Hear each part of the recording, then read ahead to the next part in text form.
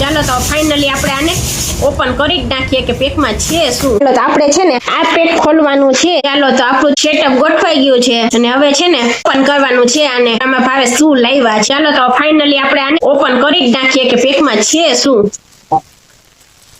Yeah oh my God. હવે તમને ખ્યાલ આવી ગયો છે કે આમાં શું છે. હવે કઈ બતાવવાની જરૂર જ નથી. પેલા છે ને આપણે બોક્સ ખોલીને જોઈ લઈએ. મેં જોઈ નથી કેવી છે એ જોઈ લઈએ. થેલીમાં પેક થઈને આવી છે. વાવ બહુ મસ્ત લાવ્યા છે. જોઈ શકો છો મસ્ત મજાની છે. કોમેન્ટ કરજો સારી લાગે તો. બપોરે લાવ્યો ત્યારનું હું જોઉં છું અહીંયા ઝબલું પડ્યું છે પણ હું ખોલીને જોતી નથી શું છે.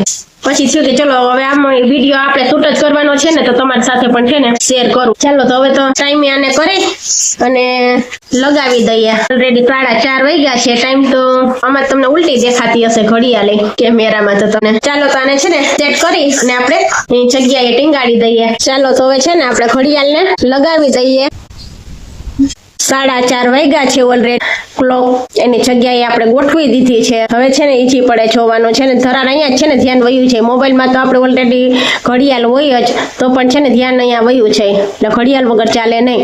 ચાલો તો છે ને ફાઇનલી આપણી ઓપન પણ થઈ ગઈ છે. એની જગ્યાએ આપણે બેસાડી પણ દીધી છે. ચાલો તો હજી છે ને એક વાત તમારી સાથે શેર કરવાની રહી જાય છે ઘડિયાળ બાબતે. ઘડિયાળ છે ને એક આપણે ઘરમાં તૂટેલી ન રખાય અને બંધ પડેલી બે છે ને ઘડિયાળ આપણે ઘરમાં ન રખાય એમ કેતા હોય છે વાસ્તુશાસ્ત્રમાં. એટલે બંધ ઘડિયાળ ઘરમાં ન રખાય અને તૂટેલી પણ ન રખાય. એટલે આપણે તૂટેલી જે ઘડિયાળ છે ને એને આપણે બહાર ફેંકી આવવાની છે અને ઓલરેડી નવી આવી ગઈ છે તો એને તો આપણે એની જગ્યાએ લગાવી દીધી છે. આ બાબતે તમારું શું કહેવાનું છે એ કોમેન્ટ કરજો.